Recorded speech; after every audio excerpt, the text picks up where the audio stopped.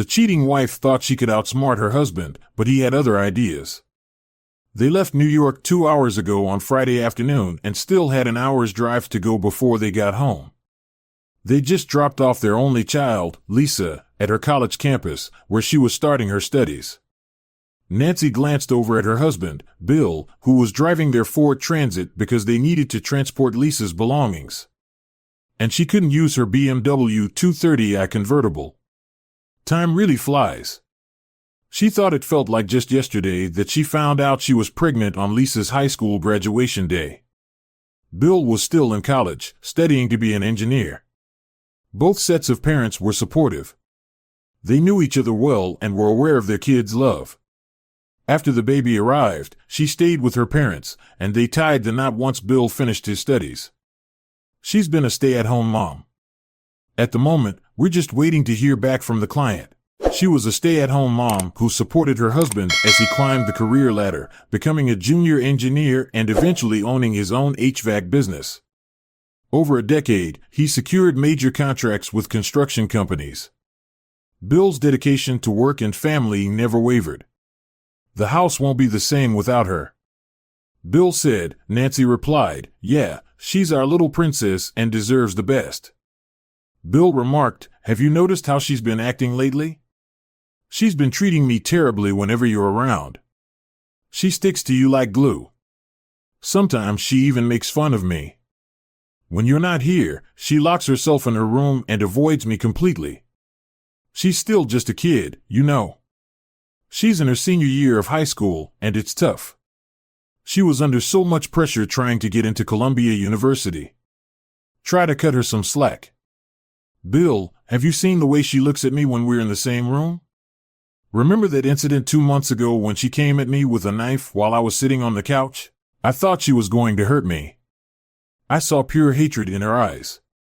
"You're imagining things, Nancy." Nancy fell silent, not wanting to make things worse. She didn't want Bill to get angry, especially not now. She took out her phone and sent a text, "We'll be there in 30 minutes. A minute later, her phone beeped. "Is that from Lisa?" Bill asked. "No, it's Betty." "How's she doing?" "Paul, the last time we had a barbecue, she was complaining about him working late nights and putting in too many hours. She should have known that being married to a sheriff isn't easy. She should have thought twice before tying the knot." Nancy stayed silent. Hoping Bill would stay calm until they got home, Nancy leaned against the window, hoping they were already there. As Bill pulled into his driveway, he saw a sheriff's car parked in front of the garage. He parked behind it and Paul, along with his assistant, stepped out to greet him. Bill asked, looking puzzled. Nancy hurried to stand behind the assistant, which didn't escape Bill's notice. "This is the part of my job I hate the most," the sheriff said, handing Bill a manila envelope. "William Thompson, you've been served." "Paul, is this some kind of joke?" Bill asked. He asked for the envelope, his hand trembling as he took it. He turned to Nancy, but she wouldn't meet his gaze. "Why, Nancy? What did I do?" "Bill, it's best if you go. Paul, last Sunday, you and Betty were at our barbecue for Lisa's farewell," Bill said, his voice rising. "You both knew what was going on. You came, ate, wished Lisa well and left with smiles. That's what I call hypocrisy. Bill, please try to understand." "What do you want me to understand?" "Paul, you're a jerk, Bill," he shouted, turning to Nancy. "You betrayed me. If you didn't love me anymore, you should have just told me. I would have agreed to a peaceful divorce. The restraining order is already in place. It's best for you to leave now." Paul said this in an attempt to remain calm. Bill stomped over to his van and angrily tossed the envelope onto the passenger seat. He then slammed the door shut and marched back to confront Paul. He stormed over to his van, threw the envelope onto the passenger seat, slammed the door shut and marched back to confront Paul. "I need my stuff. I hope you're not going to be a jerk and stop me from going into my house to get my things." He took out his house key and headed toward the front door. "Front door? Your key won't work," Paul said, pulling out another set of keys from his pocket and handing them to his assistant. It seems you've thought of everything, or was it Betty's idea? Bill accused. I bet she arranged for a locksmith while we were gone. Am I right? Paul didn't respond. He just nodded. His assistant led Bill into the house and stood by as he packed 2 suitcases. Paul reassured Nancy, "Don't worry. My guys will keep an eye on the place. It's not safe for you to be here alone for a while. Bill's really upset and he might do something rash out of." Nancy said, "I'll stay put. I'll call a friend to come and stay with me for the weekend." Paul muttered, "Yeah, a friend." Bill brought out the suitcases and put them in the back of the van. The assistant gave Nancy the keys. Bill then opened the envelope and started reading the divorce papers. "Bill, you've got your stuff, so it's time to go," Paul told him. "Wait a minute. This woman wants half of my business, half of our savings, the house, her car, and monthly alimony. She's trying to take me to the cleaners. No need for handcuffs, Paul. I'll sign the papers now and disappear. Signing the papers is all that's needed, Bill. I'll get you your copy." Nancy smiled, feeling fortunate. She got everything she wanted and was finally free of her husband and daughter. Paul signed as a witness and handed Bill his copy.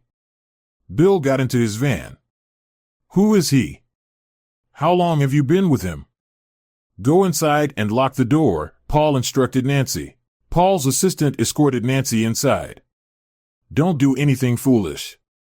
Think about Lisa," Paul advised. "I told Bill that he'd made a mistake marrying this woman. He started the engine and yelled, 'She chose divorce because she knew I wouldn't accept an open marriage like you.'" "What open marriage?"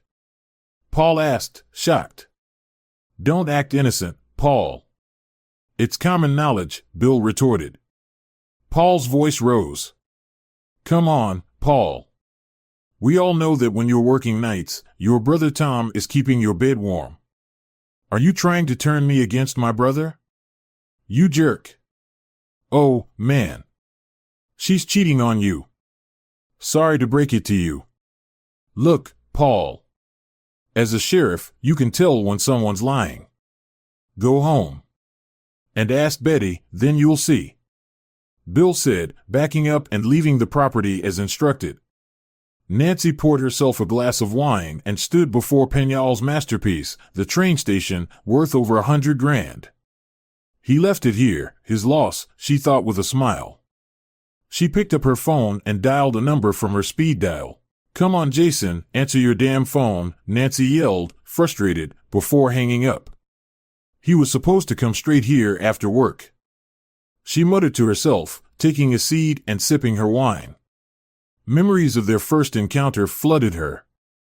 It had been a while since they'd seen each other. He was the manager of the shoe section at the department store, and she was instantly smitten. They exchanged numbers, and the next day she invited him over during his lunch break. He came and rocked her world, leaving her feeling like she'd been through a wild night. She couldn't deny the thrill of his energy compared to Bill's busyness. Bill always tired from work and spent his nights helping Lisa with homework before collapsing into bed, leaving Nancy unsatisfied. She finished her wine and poured another glass. She tried calling Jason again, but got the same unavailable message. Frustrated, she tossed her phone on the couch and turned on the TV, but her mind couldn't focus. She decided to take a shower. She recalled an intense, week-old memory of Jason indulging her forbidden desires. He'd made it clear that her pleasures belonged to him alone, with a spare key to his apartment. She sometimes cleaned while he was at work, showered him with gifts, and even let him drive her BMW. "Oh God, I need him right now. I'm so turned on. I need him to pleasure me," Nancy muttered to herself. She tried to remembered the last time she'd been intimate with Bill, but she couldn't recall if it was 3 months, 6 months, or even longer ago. It didn't matter though, she had her young lover, a real man who could satisfy her desires. They could be together without fear now she was free, and he would move in with her that evening after her shower. Nancy returned to the living room, grabbed her cell phone, and cursed again. "Where are you, Jason? Why won't you answer the damn phone?" She was frustrated, but she went to the kitchen and made herself a light dinner. "Damn it, I can't leave the house or I would have driven to his." Something on the TV caught her attention, so she rushed back to the living room. She turned up the volume and watched in horror as Paul, in handcuffs, was escorted to a police car. Sheriff Paul Anderson ended his wife with a shot to the head and then drove to his brother's workplace, where he shot him 5 times. Both the wife and the brother are dead, the news anchor reported. Nancy switched off the TV and sat down shocked. "Oh, Betty, I warned you to be careful," she cried that night. She couldn't sleep at all. It was the first time she felt truly alone. Her husband was gone. Her lover was unreachable, her best friend was dead, her daughter was distant, and her parents were deceased. The only one left was her sister, who lived 300 miles away with her husband, Tom. Saturday passed by with still no word from Jason. She felt both anxious and frustrated. He could at least have left a message to let her know what was going on. On Sunday morning, Nancy decided to drive to Jason's apartment. As soon as she stepped inside, she sensed something was off. The walls were bare, the electronics were missing, and his closet and bathroom were empty. She collapsed onto the bed and cried. How could he have left without a word? He did this. He was the one who suggested divorcing Bill and moving in with me, getting married after the divorce was final. She left the apartment and drove to the department store, hoping to find Jason at work. Instead, she met one of his colleagues who told her that Jason had asked to leave work on Friday morning to get his wallet back, but never came back. Later that day, he sent an email to their boss saying he was resigning. Nancy walked to her car, tears streaming down her face. Why did he do this to me? She sobbed on her way home. She stopped at a gas station and was shocked to find out that both her credit and debit cards were declined. Frustrated, she paid with cash at home. She drowned her sorrows in alcohol. Monday morning, she went to the bank and spoke with the manager. She was shocked to learn that there was less than $5 left in her joint account. Mrs. Thompson, your husband visited the bank last Friday and closed your joint credit account.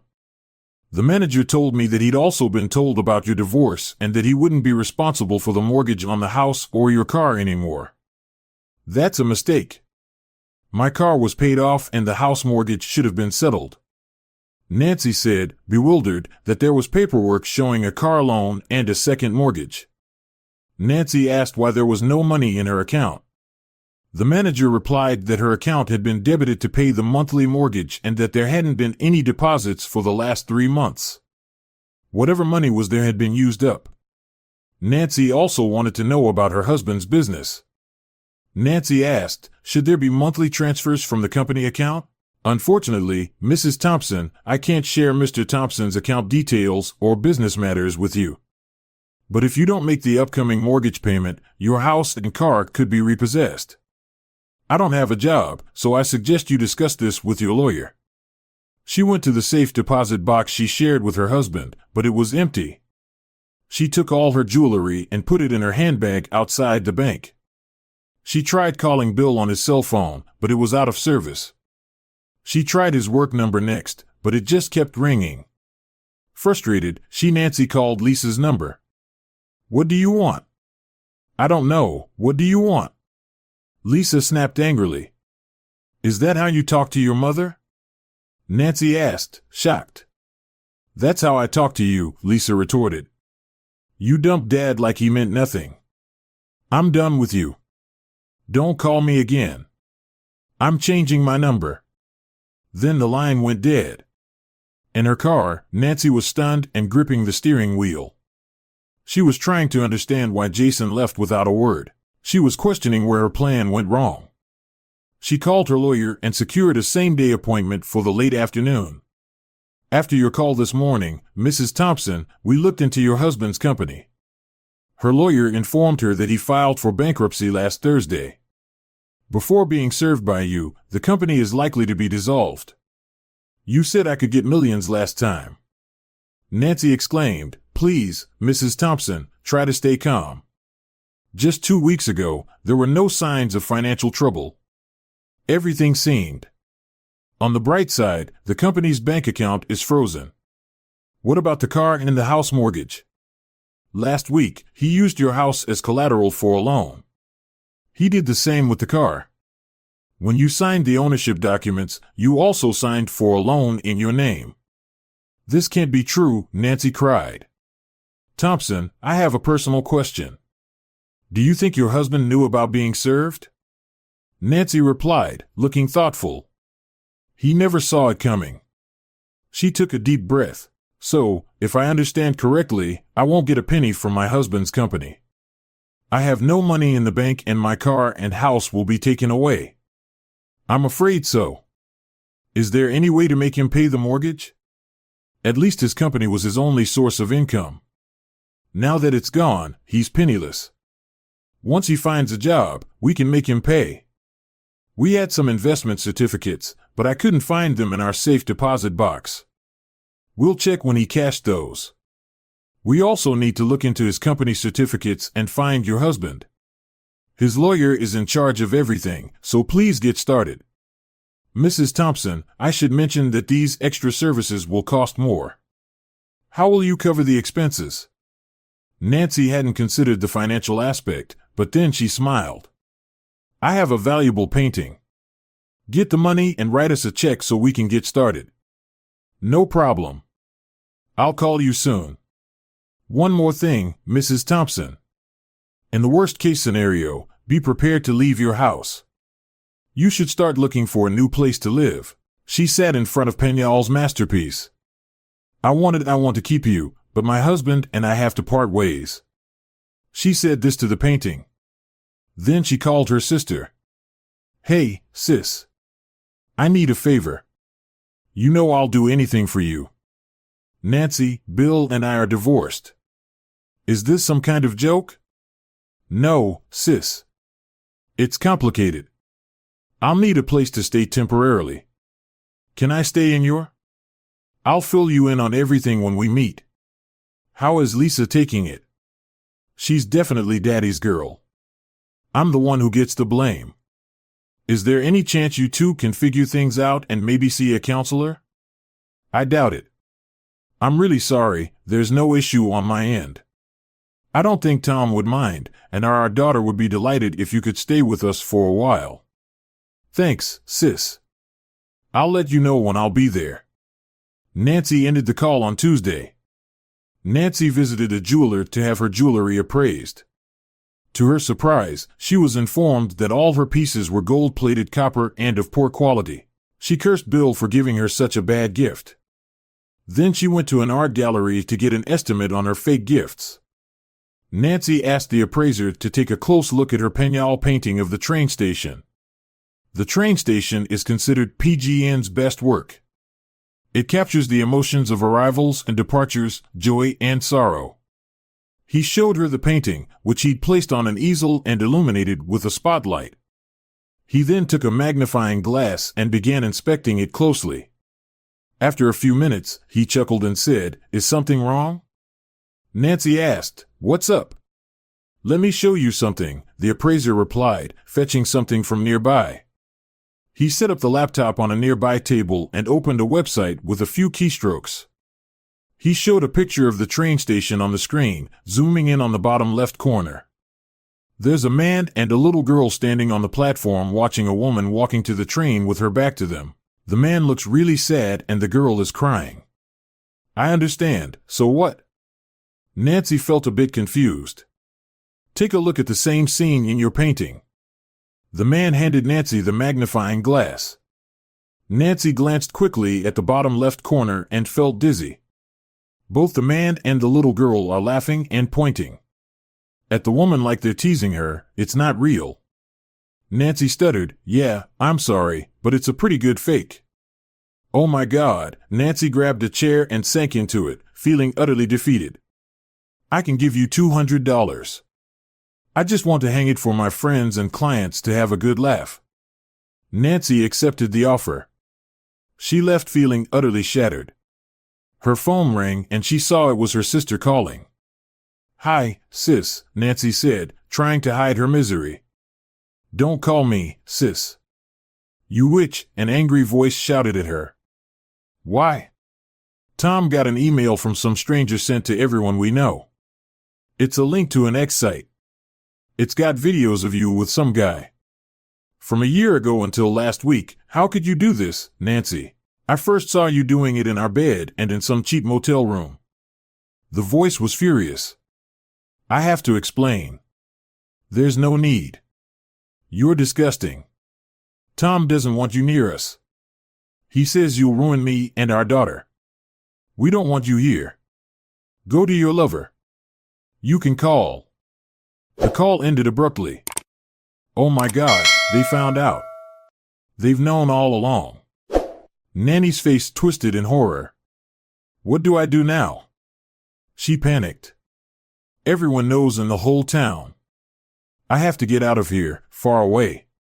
5 years later, Bill sat in the front row of the church, reflecting on the morning's phone call. He kept it to himself, not wanting to make the special occasion even more memorable. He had just escorted Lisa down the aisle. Glancing at the couple at the altar, he watched as his daughter said "I do" to her college sweetheart. His thoughts flashed back to the day Lisa called him in tears. He remembered sitting in his office when her distressed voice came through. Bill picked up the phone. "Dad, please come home," Lisa said, her voice full of tears. "What's wrong, honey? Why are you crying?" "Dad, I need you. I'm at our house. Come outside." "Why outside?" "Dad, please hurry. I'm on my way." While driving to his place, Bill grew anxious. All sorts of thoughts went through his mind. Why wasn't his daughter at school? Why was she outside the house and not inside? Why didn't she want him to alert Nancy? Was she injured? Suddenly, he applied the brakes with a roaring sound of the tires. He was going to run a red light, but he told himself to keep calm. He knew Lisa had been working on a project late the day before. He had even helped her and given her some ideas. They put everything on a PowerPoint file and saved it on a USB flash drive. Lisa was waiting 1 block down the street. Bill stopped the car and she hopped inside. "Please don't go to the house, Dad."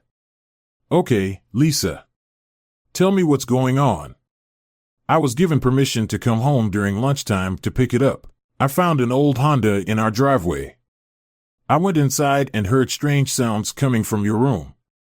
I quietly walked up the stairs and peeked inside. The door was not fully closed." Lisa started crying. "Okay, sweetheart, inhale," Bill said in a soothing voice. He stroked her back. "Take your time," he said. "I saw a man. They were both without clothes. They had closeness." "Dad," she sobbed. "She's cheating on you on us," Bill said. He was shocked. He realized that his daughter was 17. Year-old Lisa's old enough to know what cheating is. "Are you sure you saw what you think you saw?" He turned to face her. "I recorded it on my phone." She used her phone to capture it and then showed it to her dad. Bill's world stopped abruptly when he heard Nancy groaning. "Dad, please get her out of the house. I don't want to see her anymore. She's not my mom. I don't think a real mom would do things like this. I need to think about it." "What's there to think about? Just kick her out." "It's not simple, honey. There are legal steps we have to take. Tell me, Dad, do you still want to be with her? Do you still want to sleep with her? I don't approve of cheating, but we need to understand why she did it. Is it a one-off thing? It could be a time thing, or maybe it's been going on for a while. Here he comes." Lisa pointed at the Honda, driving away from the house and turning away from them. "Let's follow him." Bill started the engine and they followed the Honda to the store where they saw the guy slipping on his work jacket as he left his car in the parking lot and headed inside. He headed towards the employee entrance, which looked pretty young. Bill noted that age didn't matter to him, while Lisa replied, snapping some photos of the guy in his car. "That's not my mom." I'll tell Nancy you called and asked me to bring it over. I don't want you facing her alone, not now, not ever. Got it. I get it, but why? Because I don't want her catching on that we're on to her. I don't want you accidentally letting the cat out of the bag in your anger. What's the plan? Your plan is that I'm going to be in the loop with everything you're doing. I need to be kept informed. I'm going to install security cameras in our house. I'll keep you updated. I love you, Dad. Lisa hugged Bill. I love you too. Now take me to school and get back here with the USB as soon as you can. My class is starting soon. Bill pulled out. He pulled into the driveway and went into the house. Nancy came out of the bedroom looking surprised. Oh, Bill. Who else were you expecting? He locked eyes with Nancy. I wasn't expecting you back so soon. Lisa called. She forgot her flash drive. I need to take it to her. I'm tired from cleaning and I'm all sweaty. You wouldn't enjoy it, and you need to get Lisa her USB. You're right. Bill browsed the internet for the best surveillance gadgets and cell phone monitoring software. Later, he went to an electronics store and got everything he needed. He made up his mind. He wouldn't have anything to do with his wife from that day on. He stuck to his word and shared everything with Lisa over the next 3 months. He learned a lot about Nancy's lover, Jason White. Jason visited their place almost daily, either in the morning when Bill was on the second shift, or sometimes during lunch on weekends when Nancy was supposed to be shopping. She'd go to Jason's apartment if he wasn't working. Bill found out she even had a spare key. He saw Jason take her virginity. He also heard Nancy and her friend Betty talking about everything, including Betty's affair with Jason's brother. And one Saturday, Bill found the spare key hidden in Nancy's handbag. He quickly went to the mall and had a copy made. The next week, he went to Jason's apartment.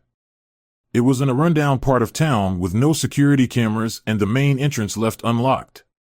Inside, he installed small hidden cameras powered by long-life lithium. He also found button cells, as well as all the expensive items Nancy had bought for Jason. Bill came up with a plan to end his relationship with Nancy while causing them both considerable harm. He got a goldsmith to create replicas of all Nancy's jewelry, which turned out to be gold-plated copper. He also arranged for a fake version of Peñol. The train station was to be painted by a professional artist with specific instructions. Bill connected with his childhood friend Steve, who worked as a corporate lawyer. After explaining his plan, Steve scheduled a meeting a few days later. Bill met with Steve and his cousin Linda, an auditor highly skilled in her profession. He was straightforward with them. His aim was to legally dismantle his company and then manage it from afar. His ultimate goal was to have Lisa repurchase the company in a few years. Bill began meeting with Linda regularly, either at her office or for lunch. Linda was a widow whose husband had passed away in a car accident. She had a 10-year-old daughter. Year-old Bill's daughter had grown up and wasn't dating anyone. Over time, a friendship developed between Bill and Linda, who was a widow. One evening, Bill invited Linda to dinner and a movie, which she accepted. Lisa was staying overnight at a friend's house while Bill pretended to work late. Bill parked his car in Linda's driveway and thanked her for agreeing to come. "I've not been on a date since my husband passed away," she said. "I understand. I hope you had a good time." "I did," Bill replied. "Can we go out again sometime when you're free? We work together and you're still." Married Linda reminded him she'd kissed Bill on the cheek. "Let's take things one step at a time with that," she said, heading inside her house. Bill urged NCY to switch her car, but she was a bit hesitant because she liked her Lexus.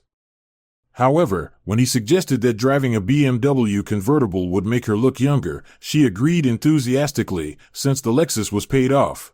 Bill sold it and received cash for it, then secured a car loan for the BMW and put everything in Nancy's name. When Nancy signed the paperwork, she believed it was solely the ownership certificate. What Nancy didn't know was that some of the documents had other items that would cause problems later on. A couple of weeks later, Bill noticed that when Nancy went to the bathroom after having sex with Jason, he would leave the bedroom without clothes and go to Lisa's room. He told Lisa, who was extremely angry. They decided to put a camera in her room, and they saw something alarming. Jason would open a drawer and take Lisa's underwear. That same afternoon, while Nancy was sitting on the couch, Lisa came behind her with a knife. If Bill hadn't stepped in, Lisa would have ended up in trouble later that evening. She told her father that she wouldn't have been in jail if she and Nancy hadn't been involved. Bill was surprised when he heard Jason trying to persuade Nancy to get a divorce and take him for everything he had. What the couple didn't realize was that Bill was already one step ahead. He knew that Nancy often let Jason drive the BMW and even have sex with her in the back seat. He also knew that Nancy had consulted a divorce lawyer recommended by Paul. He'd look into his company and assets. He took out a second mortgage on his house to cover Lisa's full tuition fees. The next day, he filed for bankruptcy. He timed it so that Betty would change the locks on their house when they were away in New York during the barbecue party the weekend before Lisa left for college. Bill and Lisa played their parts. Paul and Betty acted as if nothing was wrong. Paul even helped grill meat. No one would suspect they were plotting against them on Friday morning while Nancy was in the bathroom. Bill took her phone and sent a message, "I'll be at your place by 8. I want you to do me in the backside before I say goodbye for good. Hurry home and get ready to screw Babe. I'll tell them I need to run errands. Don't call or text back. I'll leave my phone at home in case they check. Catch you later, my future hubby." After sending the text, Bill erased it and slipped the phone back into my purse. Jason had no idea that as soon as he walked in, 3 guys would ambush him, beat him, and force him to resign via email. Then they'd make him tell his landlord they were moving out after drugging him. They'd clean his place, remove the spy cams, and loot everything, making it look like he left. They'd wrap him up and haul him off in a van, disappearing without a trace. Bill would keep it all under wraps and a secret. He'd take to his grave, hidden from Lisa and Linda. Friday afternoon, after getting served, Bill checked into a motel. He chuckled while watching the evening news before dinner.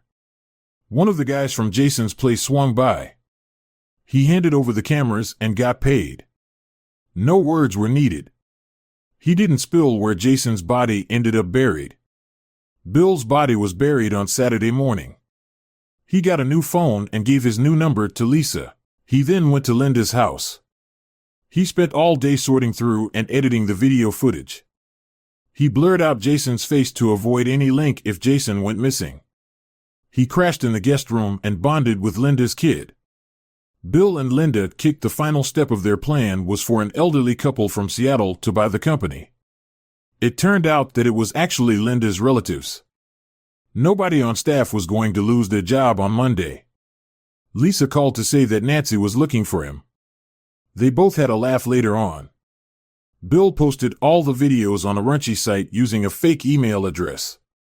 He sent the link to everyone he knew, including Nancy's brother.